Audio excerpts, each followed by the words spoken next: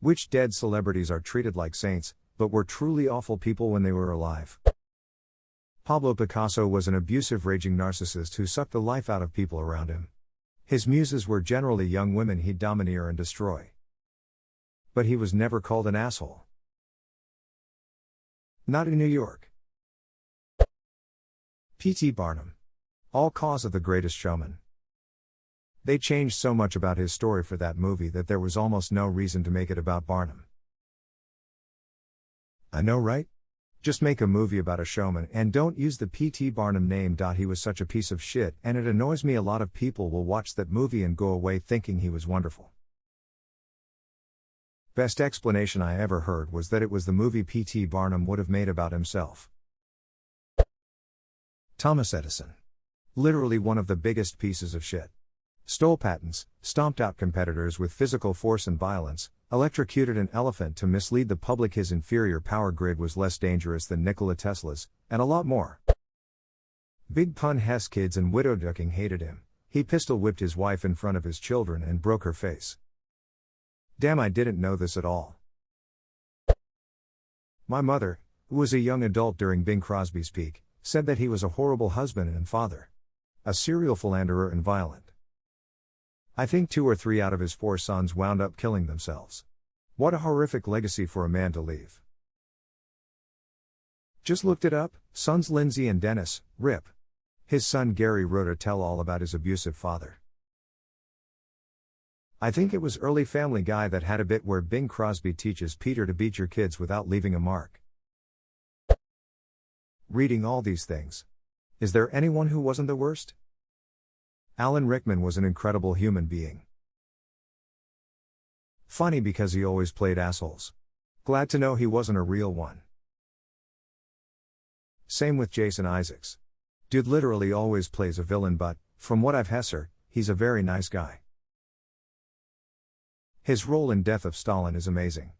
Boisterous, chaotic, neutral, not a villain. He looks like he's having so much fun with it too.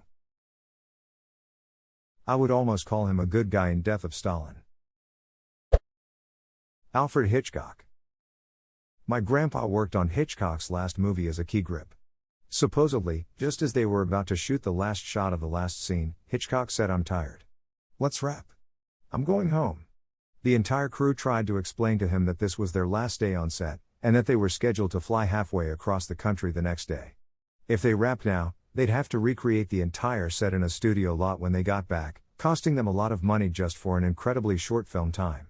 But Hitchcock insisted, so they wrapped, went home, and rebuilt the set from scratch.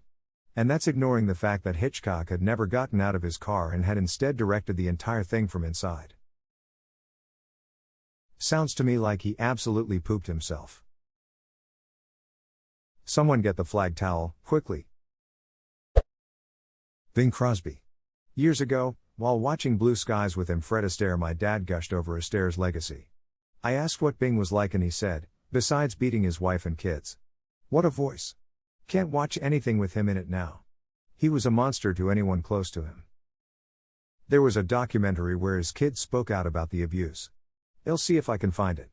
Edit, an article. As a child, Gary Crosby had a weight problem and recalled his father weighed him once a week, and if he had gained weight he was ordered into his father's office for a whipping. Abusive both physically and emotionally. Yeah, you Bing. Frank Lloyd Wright. Abandoned his wife and children to take a mistress, who was herself already married. He drove his butler insane, and the guy ended up killing Wright's mistress and her kids, burned down his studio, and committed suicide by drinking acid. Wright wasn't there at the time. Wright's response to this was to rebuild the studio exactly as it was before, supposedly to honor his mistress and their children, but it was pretty obvious to people at the time that he just wanted to protect his legacy as an architect, as many of his most famous innovations were showcased in the design. Sure enough, it became the museum to his work and is still visited today. Committed suicide by drinking acid. That has got to be one of the most metal ways to commit suicide I have ever heard. Worst part is, it didn't even kill him. He was arrested and jailed, and he eventually starved to death. 7 weeks later. Alfred Hitchcock was really terrible. I don't know much about him besides his movies. Tell me more.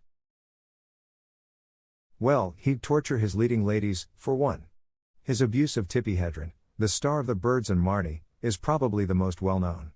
She talked about it with Variety a few years ago at the height of the #MeToo movement. Edit, removed on set because he didn't just harass them on set. He also killed Tippi's movie career because she wouldn't sleep with him. She's done a ton of TV series and soaps, but no one in Hollywood would cast her in movies after The Birds. Alfie was used to his leading ladies saying yes to him. Frank Sinatra. My grandpa's girlfriend and her husband used to work for him, and he was a right bastard. Didn't think that he had to pay people that worked for him, treated employees bad, all the usual human stuff. Edit, my grandpa was a widower and his girlfriend was a widow. Sinatra saved my life once. His bodyguards were stomping me, and he said, "Boys, that's enough." Paul Allen.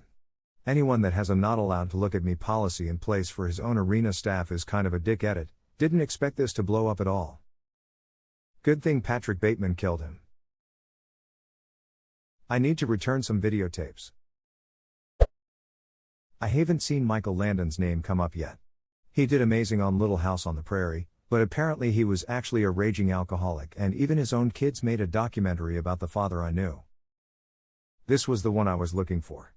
Michael Landon played wise, kindly characters on TV, like Charles Ingalls on Little House on the Prairie and Jonathan, a literal angel in Highway to Heaven, and a lot of people seem to think he really was actually that saintly in real life.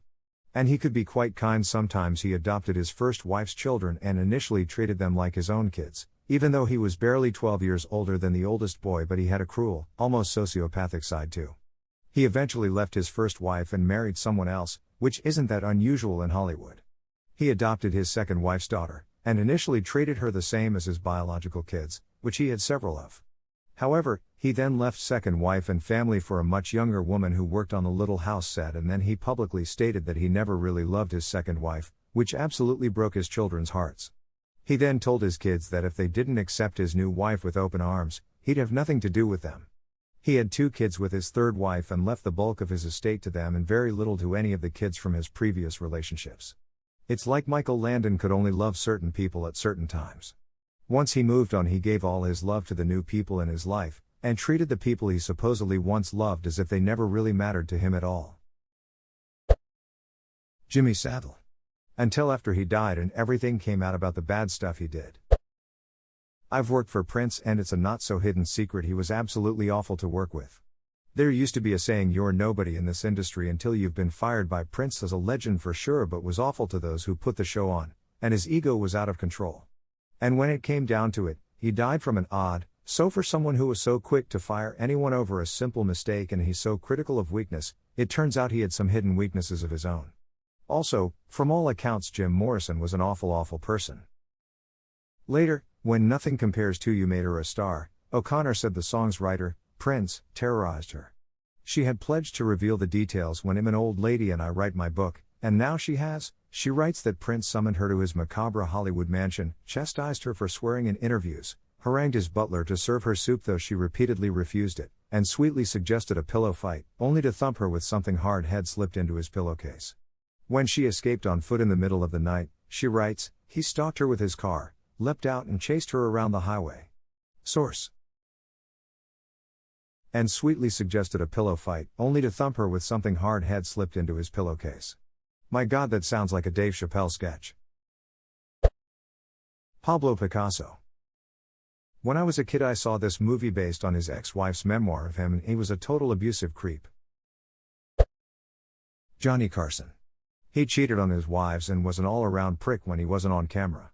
The most widely known example was him telling Joan Rivers that she'd never become the star of The Tonight Show. She was the permanent guest host at the time, then refusing to ever speak to her again after she got a job elsewhere. Don Rickles always used to poke fun at his personal life whenever he was a guest on The Tonight Show. I'm learning that Don Rickles loved giving assholes shit.